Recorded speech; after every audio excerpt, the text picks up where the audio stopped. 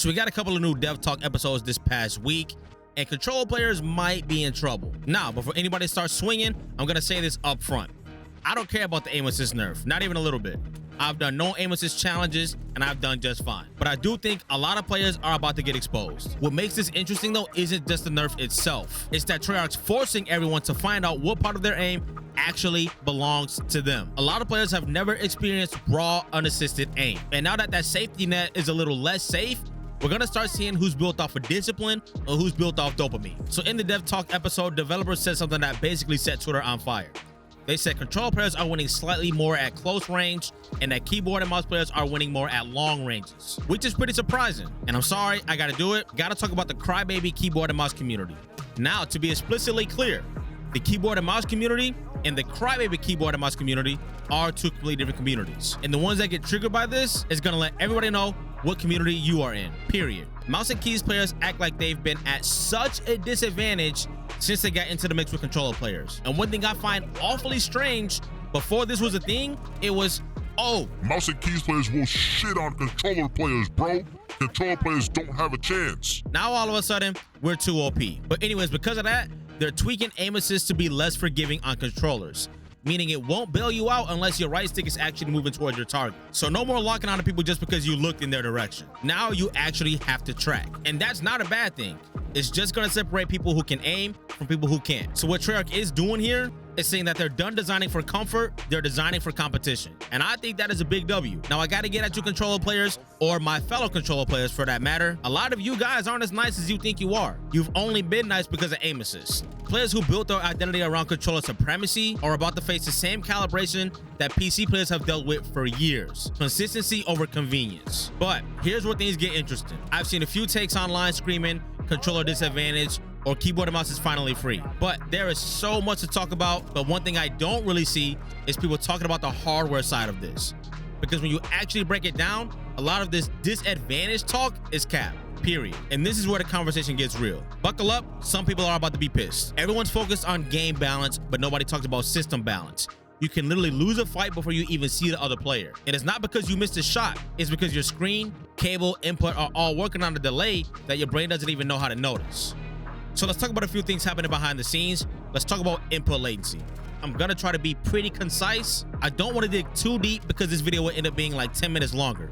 But let's zero in on controller versus mouse and keys for a second here. That being said, there is so much more going on that is in tune with controller latency, monitors, display ports and HDMI cables, and just system differences.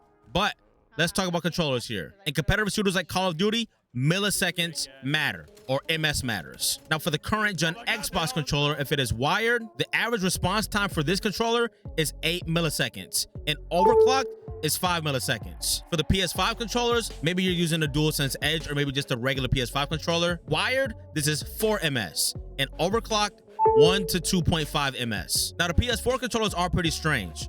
For whatever reason, the tests show that wired, they're between 10.3 and 10.9, but wireless, they sit around 3.5 and 5.3. That is very strange. I don't know what that's about, but to be clear, you do have to be wired to use an overclock controller. But overclocking the PS4 controller only lowers it by about 1 ms. So we'll just call it 9 ms if you are overclocked.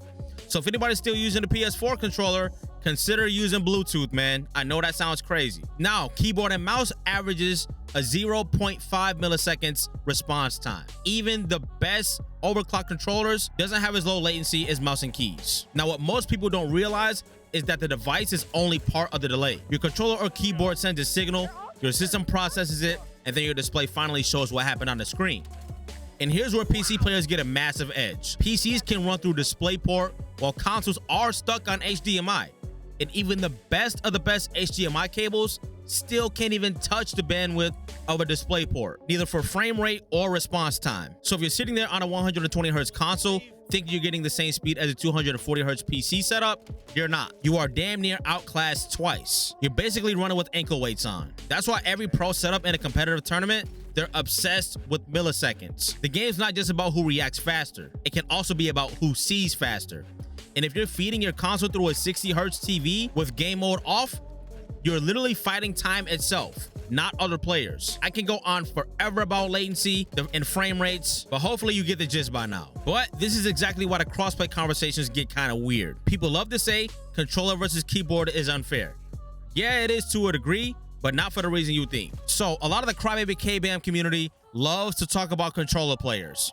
Look, I have a buddy who didn't even know that he can play his PS5 on 120 hertz, and he's pretty nice at COD. But think about it, you have a 240 hertz monitor, and we'll just say like a $3,000 PC setup, give or take, and you're getting smoked by somebody that doesn't even know you can go past 60 frames. Do you really think that's aim assist? I'm not even saying this to troll. That's clearly a skill issue. I'm not trying to clown anybody here. I'm literally just trying to lay everything out A, B, C, D all the way to Z. So in a situation like that, I definitely don't think that's aim assist. And by the way, console players, you might not want to hear this, but crossplay was never meant for everyone to be equal. It's meant to keep lobbies full. So when you queue in, remember you're not fighting players, you also are fighting the ecosystems. And some of those ecosystems cost $3 grand and a water cooling loop. But back to the aim assist conversation, more or less, Treyarch is leveling the playing field. I think it's a W. They're not killing controller players. They're killing aim assist abusers. And ultimately, they're gonna make the ones who are actually nice stand out. If you got good mechanics, good awareness, you'll adapt. If you're relying on that magnet to do half of the work, you might be in for a rude awakening. A lot of these aim assist made players are about to find out what muscle memory actually feels like. Every time a developer moves a crutch, it looks like a nerf.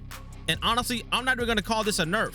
I'm gonna call it an evolution. The best players will always evolve faster than the system that they play on. And when that happens, the entire skill ceiling shifts upward. Now, controller players have caught strays, keyboard and mouse players have caught strays. Let's talk about the other group catching strays, Cronus users. With these new changes, it's gonna get easier to tell who's using software help, because when aim assist behavior changes, that input pattern will stand out. So yeah, if you're still running the Cronus in 2025, you might want to start looking for a new hobby. Shooters always expose themselves when the system changes. Every exploit depends on predictability. So when the foundation shifts, all of a sudden their gear is glitching and is busted like an engine. At the end of the day, it's just excuses, man. If you use a Cronus, you're dead to me. By the way, if you're stressing out about your aim and you actually want to get better instead of complaining about aim assist nerfs on Reddit, get yourself some advanced gaming supplements. No gimmicks, very low calories if any at all, but absolute clean focus and hydration. And it won't bring back that aim assist for you, but it'll help you aim better. Trust. This will be the second link down in the description, and use code NERVS10 NRVS10. I highly recommend copping a focus supplement if you think your shot might be off when Blackout 7 drops. So with these aim assist adjustments, that doesn't mean controller players are cooked. Unless you're just trash, simply put. It just means the training wheels are coming off. And when you look at everything, latency, frame rate, display tech, keyboard and mouse players were never as disadvantaged as they claim. Controller players might feel this one at first, but long term, this is how you separate good players from good settings. And if you're serious about improving, start making sure your setup is optimized, overclock controller, wired gear, high refresh rate, low latency monitor, clean inputs, everything of that nature. But this won't magically make you better at the game. You still have to be a good player to do well, no matter what kind of rig you're playing on. You could be playing on a 360 hertz monitor, getting 360 frames, but if you're bad, you're just bad. But yeah, here's to widening the skill gap, man. Not just reflexes, but awareness. And knowing how your system works is part of mastering your craft. Most people practice their shot, but consider your rig and environment. Are you happy about the aim assist change, or do you think controller players are being shafted? Anyway, controller, keyboard, and mouse, it doesn't matter. It's not just one or two things that win a game.